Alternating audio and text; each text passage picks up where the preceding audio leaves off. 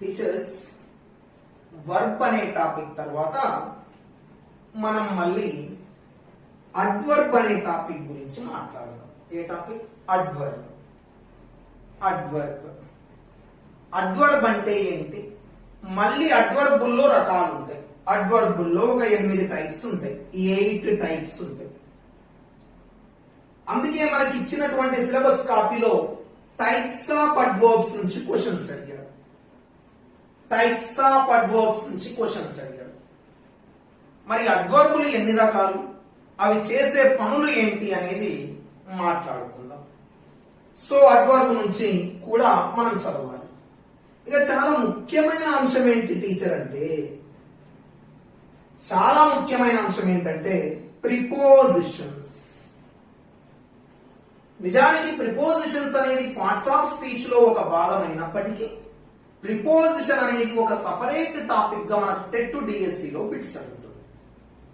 మరి ప్రిపోజిషన్స్ లో చాలా రకాలు, అంటే సింపుల్ ప్రిపోజిషన్స్ అని, కాంప్లెక్స్ అని, ఫ్రేజల్ అని, ఇలా కాంపౌండ్ అని మనకు ప్రిపోజిషన్స్ లో రకాలు ఉంటాయి.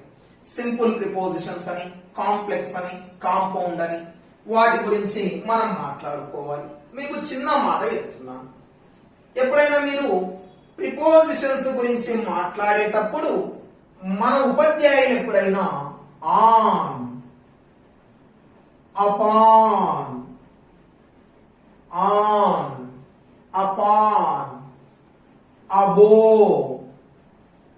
అబో, ఓవర్, ఓవర్, అప్, అప్, ఈ 5 పదాలు కూడా ప్రిపోజిషన్స్ అవుతాయి, సింపుల్ ప్రిపోజిషన్స్ అయితే.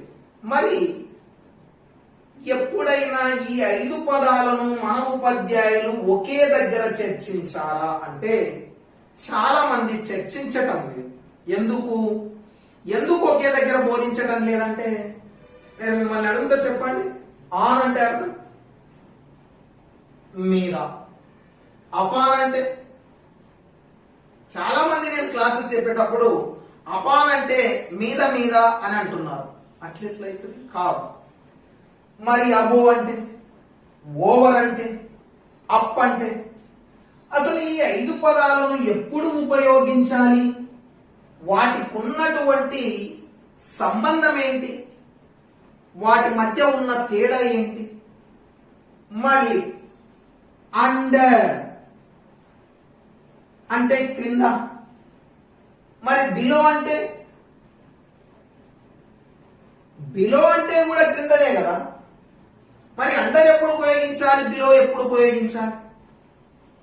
మళ్ళీ బినీత్, బినీత్ అంటే అట్టడుగునా, బినీత్ అంటే అట్టడుగునా.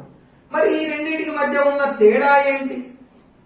ఉపయోగించే క్రమంలో ఎలాంటి తేడాలు ఉపయోగించాలి? మళ్ళీ ఇన్ ఎప్పుడు ఉపయోగించాలి, ఇంటూ ఎప్పుడు ఉపయోగించాలి? ఇన్ మరియు ఇంటూ ఈ రెండింటికి మధ్య ఉన్న తేడా ఏంటి?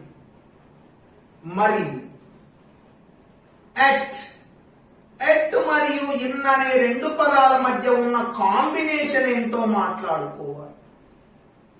ఇన్ మరియు ఎట్. అదేవిధంగా మనం అక్రాస్ ఎప్పుడు వాడాలి? అక్రాస్, అలాంగ్ అనే పదాన్ని ఎప్పుడు ఉపయోగించాలి? అక్రాస్ మరియు అలాంగ్ అనే పదాలకు ఉన్న కాంబినేషన్ ఏమిటి? ఇది మీరు ఒక్కసారి ఇంటికి వెళ్తే 3rd క్లాస్ బుక్ లో ఉంది. 3rd class English text book, దూరం కాదు, చిన్న పిల్లలే. మరి అక్రాస్ ఎప్పుడు, అలాంగ్ ఎప్పుడు? మరి బిట్వీన్ ఎప్పుడు, అమాంగ్ ఎప్పుడు? బిట్వీన్ మరియు అమాంగ్. బిట్వీన్ ఎప్పుడు యూజ్ చేయాలి, అమాంగ్ ఎప్పుడు యూజ్ చేయాలి? టిల్, టిల్ అంటే వరకు, అంటిల్ అంటే కూడా వరకు. టిల్ అంటే వరకు, అంటిల్ అంటే వరకు అని అర్థం. మరి రెండింటి మధ్య ఉన్న తేడా ఏంటి? సో ఇలా అలాగే విత్ అనే పదం ఎప్పుడు వాడాలి? బై అనే పదం ఎప్పుడు వాడాలి? విత్ మరియు బైక్ ఉన్న కాంబినేషన్ ఏమిటి? అంటే చాలా ప్రిపోజిషన్స్ గురించి మనం మాట్లాడాల్సిన అంశం ఉంటుంది, అవసరం ఉంటుంది. ప్రిపోజిషన్స్ అనే టాపిక్ చెప్పేటప్పుడు వీటి మధ్యలో ఉన్న తేడాలను మనం చెబుతూనే ఎలా అడగొచ్చు ప్రశ్నలు అనే అంశం గురించి మాట్లాడుకుందాం. ఇక next topic conjunction. Conjunction preposition నుంచి 100% బిట్ ఉన్నట్లుగానే, ప్రిపోజిషన్ నుంచి బిట్ ఉన్నట్లుగానే ఖచ్చితంగా పార్ట్స్ ఆఫ్ స్పీచ్ లో, ఖచ్చితంగా పార్ట్స్ ఆఫ్ స్పీచ్ లో బిట్టు ఇవ్వగలిగే మరొక ఏరియా ఏదంటే కంజంక్షన్. మీరు అనేక సార్లు అడిగాడు టీచర్, చాలా సార్లు అడిగాడు కంజంక్షన్ నుంచి. కంజంక్షన్ అనే పదాన్ని మనం ఏమని పిలవచ్చు టీచర్ అంటే, కంజంక్షన్ అనే పదానికే మరొక పేరు కనెక్టర్. కంజంక్షన్ అనే పదానికే మరొక పేరు కనెక్టర్. ఈ కంజంక్షన్ లేదా కనెక్టర్ అనే వీటినే మరలా 9th క్లాస్ బుక్ లో 9వ తరగతి పుస్తకంలో ఏమనే పదం వాడాడు అంటే లింకర్స్. లింకర్స్ కంజంక్షన్స్ కే మరొక పేరు లింకర్స్. లింకింగ్ వర్బ్స్ వేరే, లింకర్స్ వేరే. లింకింగ్ వర్బ్స్ వేరే, లింకర్స్ వేరే. లింకర్స్ అంటే కంజంక్షన్ అని అర్థం. కంజంక్షన్ రెండు వేరు వేరు పదాలను, రెండు వేరు వేరు వాక్యాలను, రెండు వేరు వేరు ఫ్రేజెస్ ను, రెండు వేరు వేరు క్లాజెస్ ను కలిపే పదమే కంజంక్షన్. రెండు వేరు వేరు పదాలు, రెండు వేరు వేరు వాక్యాలు, రెండు వేరు వేరు ఫ్రేజెస్, రెండు వేరు వేరు క్లాజెస్ ను కలపడానికి ఉపయోగించే పదమే కంజంక్షన్. ఈ కంజంక్షన్ నుంచి 100% పెట్టుంటుంది. మరి మీరు ఒక్కసారి 8th క్లాస్ టెక్స్ట్ బుక్, ఏ class 8th class text book తీస్తే కంజంక్షన్స్ 2 రకాలని ఇచ్చింది. ఏవేవి? Subordinate conjunctions. ఏవి టీచర్? Subordinate conjunctions. మరొకటి teacher coordinate conjunctions. Subordinate conjunctions, coordinate conjunctions. కానీ 2012 డిఎస్సిలో అడిగిన ప్రశ్న ఏంటంటే identify the contrasting connectors. Contrasting connectors ఒక్కసారి మీ మనసులో అనుకోండి. ఐడెంటిఫై ద కాంట్రాస్టింగ్ కనెక్టర్స్ అని వేటిని అంటారని 2012లో డిఎస్సిలో అడిగాడు. మరి మన 8వ తరగతి పుస్తకంలో, మన టెక్స్ట్ బుక్ లో మనకున్న ఈ కంజంక్షన్స్ ఏవేవి?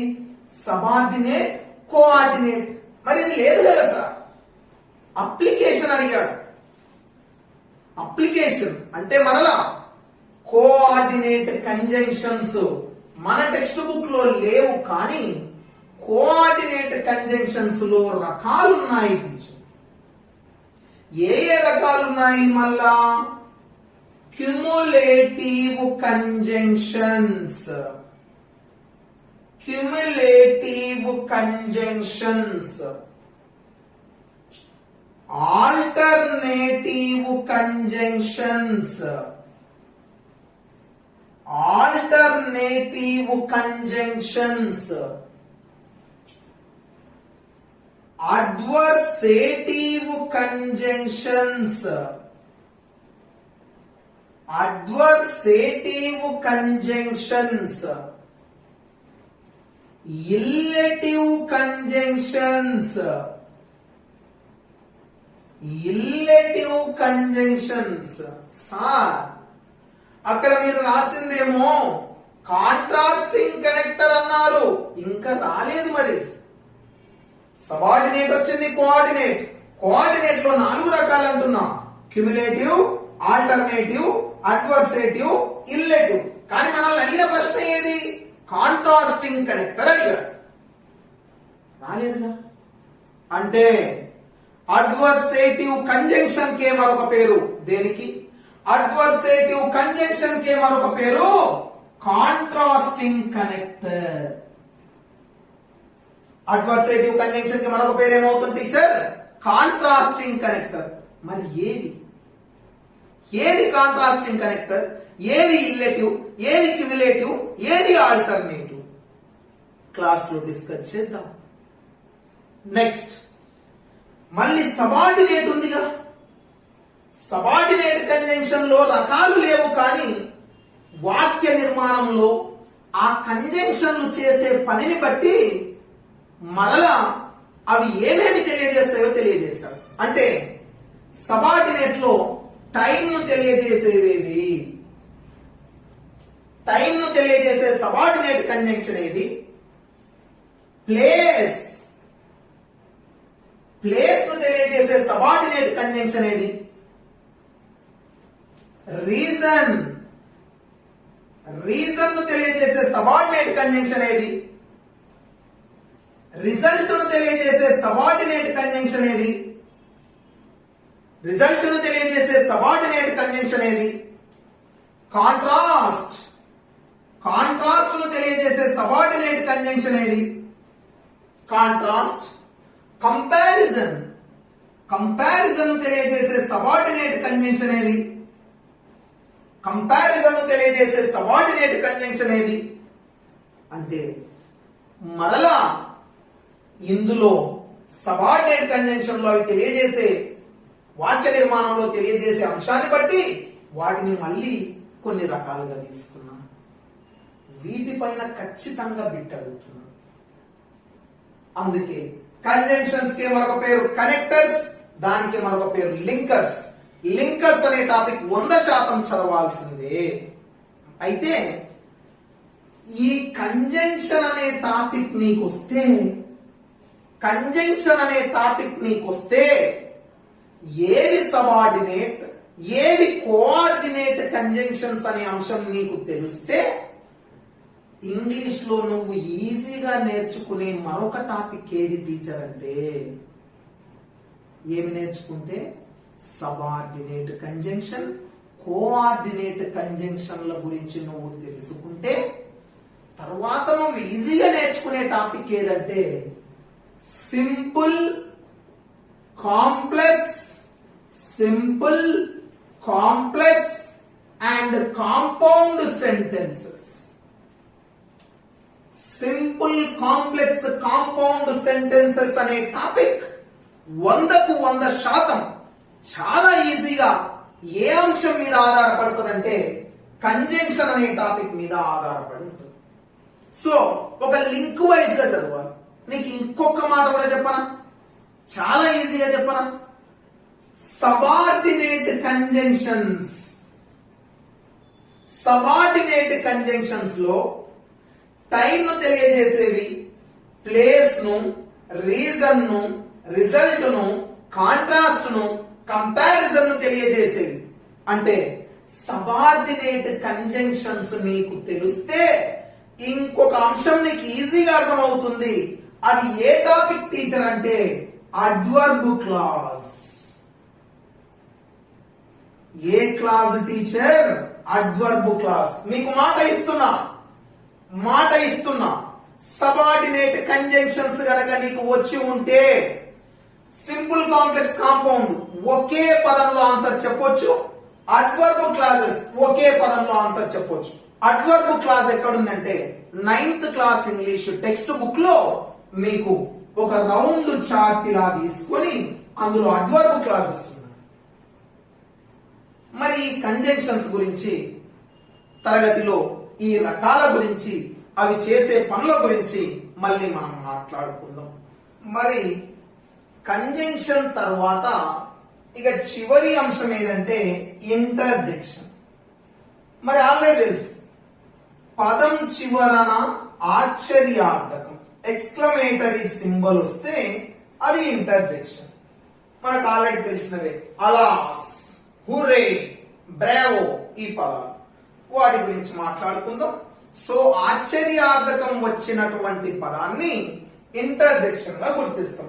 ఎగ్జామినేషన్ లో ఇంటర్జెక్షన్ వస్తే అది మన అదృష్టం, ఈజీగా మార్క్ వచ్చేస్తుంది. సో ఇది ఓవరాల్ గా పార్ట్స్ ఆఫ్ స్పీచ్ యొక్క చదివే విధానం, దాని నుంచి ప్రశ్నలు అడిగే విధానం, ఇది మనకున్న వ్యూ. ఫర్ ఎగ్జాంపుల్ నౌన్స్ నుంచి ఎలా అడుగుతున్నాడో ఎగ్జామినేషన్ లో ఒక 2 ఉదాహరణలు చిన్నగా తీసుకుందాం. ఎలా? ఉదాహరణకు I sold some goods. I sold some goods. ఇది ఒక ప్రశ్న. ఇందులో సోల్డ్ అనే పదం కింద అండర్లైన్ చేశారు. ఎక్కడ? సోల్డ్ అనే పదం కింద అండర్లైన్ చేసి ప్రశ్న ఏమడుగుతారంటే సోల్డ్ అనే పదానికి అబ్స్ట్రాక్ట్ నౌన్ ఏమవుతుంది? What is the abstract noun of the word sold? Sold అనే పదానికి అబ్స్ట్రాక్ట్ నౌన్ ఏమవుతుంది? ఆప్షన్ ఏ సెల్,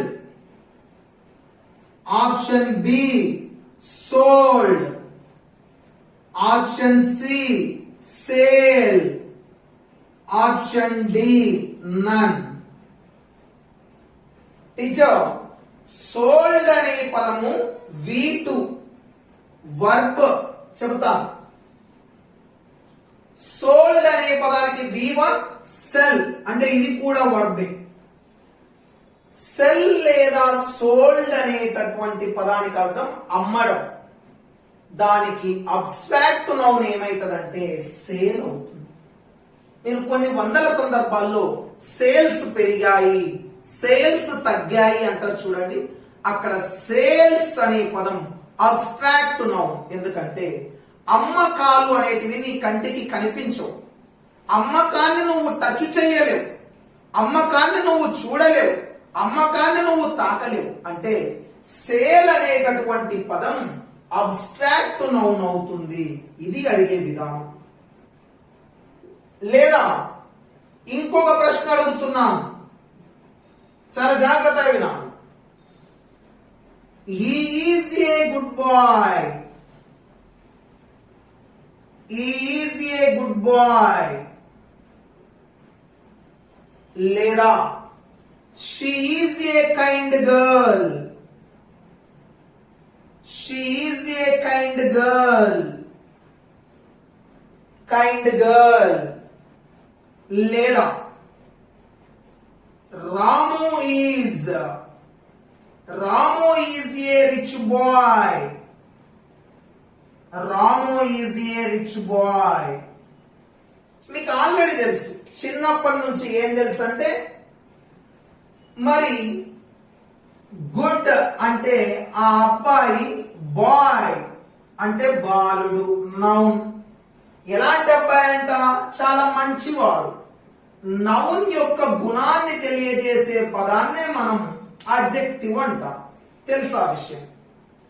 గర్ల్, ఎలాంటి గర్ల్ అంట? దయగల, ఆ అమ్మాయి యొక్క గుణం, క్వాలిటీ, కాబట్టి అడ్జెక్టివ్. బాయ్, ఎలాంటి బాయ్? రిచ్ బాయ్, ధనవంతుడు, ఆ అబ్బాయి యొక్క గుణం, కాబట్టి ఏమైతుంది? అడ్జెక్టివ్. కానీ ప్రశ్న జాగ్రత్త వినాలి. పైన ఇచ్చిన 3 వాక్యాలలో గుడ్, కైండ్, రిచ్ అనే 3 పదాలు అడ్జెక్టివ్స్ అవుతాయి. ఏమవుతాయి? అడ్జెక్టివ్స్ అవుతాయి. ప్రశ్న చూడండి, ఆ అడ్జెక్టివ్స్ ను అబ్స్ట్రాక్ట్ నౌన్స్ గా మార్చాలంటే, ఏ నౌన్స్ గా? అబ్స్ట్రాక్ట్ నౌన్స్ గా మార్చాలంటే ఆ అడ్జెక్టివ్స్ కు ఏ నౌన్ గా మార్చాలంటే? అబ్స్ట్రాక్ట్ నౌన్స్ గా మార్చాలంటే ఆ అడ్జెక్టివ్స్ కు మీరు కలపవలసిన సఫిక్స్ ఏమిటి? ఇది లాస్ట్ టెట్ క్వశ్చన్. అక్కడ 3 అడ్జెక్టివ్స్ ఇచ్చాడు. ఏ నౌన్ గా మార్చాలంట? అబ్స్ట్రాక్ట్ నౌన్ గా మార్చాలంట. అబ్స్ట్రాక్ట్ నౌన్ గా మార్చాలంటే నువ్వు కలపాల్సిన సఫిక్స్ ఏదన్నాడు. అసలు ఏంటి సఫిక్స్ అంటే? ఏంటంటే చూద్దాం. ఉదాహరణకి చూద్దాం. Colour, COLOUR, colour. నేను ఈ పదానికి చివరిని ఏం కలుపుతున్నా చూడు, ఫుల్, FUL. ఇప్పుడు మొత్తం కలిపి ఏమైంది? కలర్ఫుల్. ఏమైంది? కలర్ఫుల్. లేదా చూద్దాం. మేనేజ్, చివరిని ఏం కలుపుతున్నా చూడు, మెంట్. మొత్తం కలిపితే ఏమైతుంది? మేనేజ్మెంట్. ఏమైతుంది? మేనేజ్మెంట్. అంటే పదానికి కుడి వైపున లేదా చివరన కలిపే పదాలను సఫిక్సెస్ అని అంటారు. ఏమంటారు? సఫిక్సెస్. అంటే ఇప్పుడు వాడు అడిగిన ప్రశ్న, వీటిని అబ్స్ట్రాక్ట్ నౌన్స్ గా మార్చాలంటే చేర్చాల్సిన సఫిక్స్ ఏది తెలుసా? ఏదంటే గుడ్ అనే పదానికి అబ్స్ట్రాక్ట్ నౌన్ ఏమైతుందంటే గుడ్నెస్. కైండ్ కు అబ్స్ట్రాక్ట్ నౌన్ కైండ్నెస్. రిచ్ కు అబ్స్ట్రాక్ట్ నౌన్ రిచ్నెస్. అంటే గుడ్, కైండ్, రిచ్ అనే పదాలకు నువ్వేం కలిపినావు? NESS అనే అక్షరాలను కలిపినావు. అంటే ఈ అడ్జెక్టివ్స్ అబ్స్ట్రాక్ట్ నౌన్ గా మార్చాలంటే నువ్వు కలిపిన సఫిక్స్ ఏదంటే NESS. ప్రశ్నలు అడిగే విధానంలో మార్పులు వచ్చాయి. ఆ మార్పులకు అనుకూలంగా సబ్జెక్టును చదవాలి. కాబట్టి పార్ట్స్ ఆఫ్ స్పీచ్ అనే టాపిక్ ను ఇంగ్లీషు గ్రామర్ యొక్క బేసిక్స్ ను నేర్చడం కోసం చదవాలి, మార్కుల కోసం కాదు. ఇంగ్లీష్ లో నువ్వు ఏ టాపిక్ అన్నా చదువు, అది ఖచ్చితంగా పార్ట్స్ ఆఫ్ స్పీచ్ కు రిలేటెడ్ అయి ఉంటుంది, అనుబంధంగా ఉంటుంది. So parts of speech is the one of the main topics of English grammar. మరి ఇంతసేపు మనం పార్ట్స్ ఆఫ్ స్పీచ్ యొక్క అంశాలను, అందులో ఎగ్జామినేషన్ పాయింట్ ఆఫ్ వ్యూలో మనల్ని అడుగుతున్నటువంటి అంశాలపైన ఇంతసేపు మనం నేర్చుకున్నాం. ఇక రెండో అంశం వస్తే ఏం నేర్చుకోవాలి మనం పార్ట్స్ ఆఫ్ స్పీచ్ అయిపోగానే అంటే, మనం ఒక లింకు ప్రకారం ముందుకెళ్తే అడ్జెక్టివ్ అనే టాపిక్కు రిలేటెడ్గా మనం నేర్చుకోవాల్సిన మరొక టాపిక్ ఏదంటే డిగ్రీస్ ఆఫ్ కంపారిజన్ నేర్చుకోవాలి. ఈ డిగ్రీస్ ఆఫ్ కంపారిజన్ అనే టాపిక్ అడ్జెక్టివ్స్ అనే టాపిక్కు రిలేటెడ్గా ఉంటుంది, అంటే విశేషణానికి రిలేటెడ్గా ఉంటుంది. కంపారిజన్ అంటే పోలిక. మరి డిగ్రీస్ ఆఫ్ కంపారిజన్లో మనం తరగతి గదిలో అంటుంటాం, రాజు మంచి బాలుడు, రాజు రాము కంటే మంచివాడు, రాజు తరగతి గదిలో అందరికంటే మంచివాడు. ఇలా పోలికలు మనిషి గురించి కానీ, వస్తువు గురించి కానీ, ఒక అంశం గురించి కానీ పోలికలను తెలియజేసేటటువంటి టాపికే డిగ్రీస్ ఆఫ్ కంపారిజన్. ఖచ్చితంగా డిగ్రీస్ ఆఫ్ కంపారిజన్ నుంచి కూడా ఖచ్చితంగా బిట్ ఉండడానికి అవకాశం ఉంటుంది. చాలా ఈజీగా నేర్చుకోవచ్చు. 3 పట్టికల ద్వారా కూడా మనం డిగ్రీస్ ఆఫ్ కంపారిజన్ను నేర్చుకోవచ్చు. అయితే డిగ్రీస్ ఆఫ్ కంపారిజన్ను చదివేటటువంటి క్రమంలోనే మనం డిగ్రీస్ ఆఫ్ కంపారిజన్ను చదివే కంటే ముందర సిలబుల్ అనే టాపిక్ను కూడా మనం నేర్చుకోవాల్సిన అవసరం ఉంది. సిలబుల్ అసలు ఏంటి? సిలబుల్ అంటే ఫస్ట్ ఒకసారి చూద్దాం. తెలుగు వర్ణమాల ప్రకారంగా, ఏ వర్ణమాల? తెలుగు వర్ణమాల ప్రకారంగా ఆ నుంచి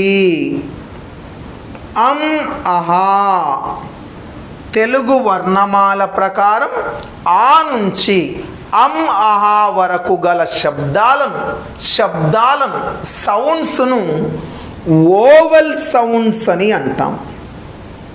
ఏ సౌండ్స్ అంటాము టీచర్స్ అంటే ఓవల్ సౌండ్స్.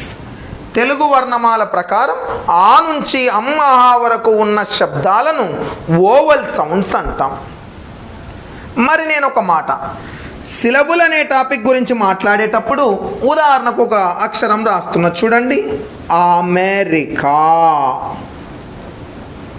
అమెరికా అమెరికా అనే పదంలో సిలబుల్స్ యొక్క సంఖ్య ఎంత అని అడుగుతాడు. అమెరికా అనే పదంలో సిలబుల్స్ యొక్క సంఖ్య ఎలా గుర్తుపట్టాలో చూద్దాం. అమెరికా అంటే ఆ కదా ఒకటి. ఎందుకు? ఆ నుంచి అమ్మా మధ్యలో ఉండే శబ్దం ఏది? Vowel sound. మే అంటే ఏ కదా, మే ఏ.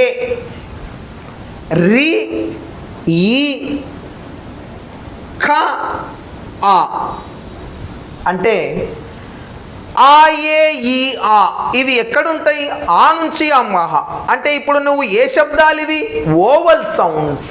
అంటే ఒక పదంలోని ఓవల్ సౌండ్స్ యొక్క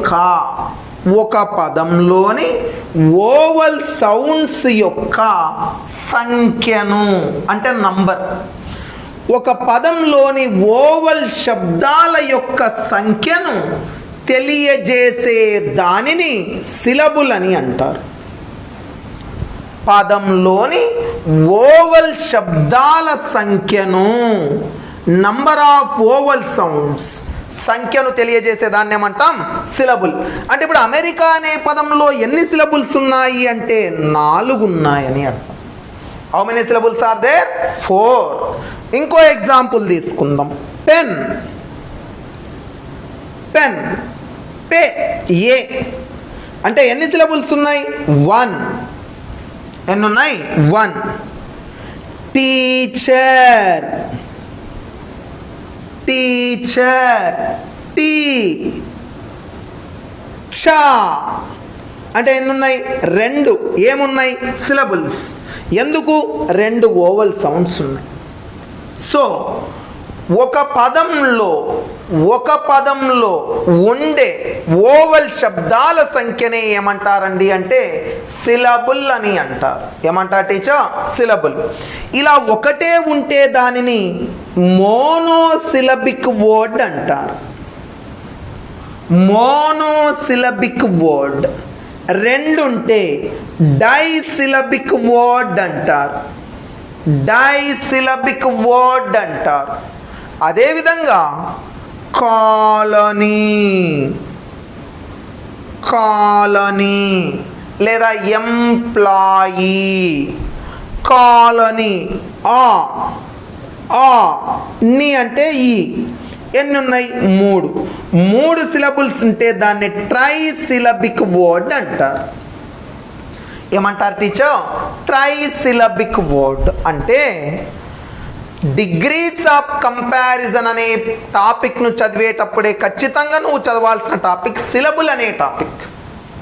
సిలబుల్ అంటే ఏమంటున్నా? ఒక పదంలోని ఓవల్ శబ్దాల సంఖ్యను సిలబుల్ అంటున్నా. ఒకటే సిలబుల్ ఉంటే ఏమంటున్నా? Monosyllabic word. 2 ఉంటే డై, 3 ఉంటే ట్రై. మరి మన టెట్లో అడిగిన ప్రశ్న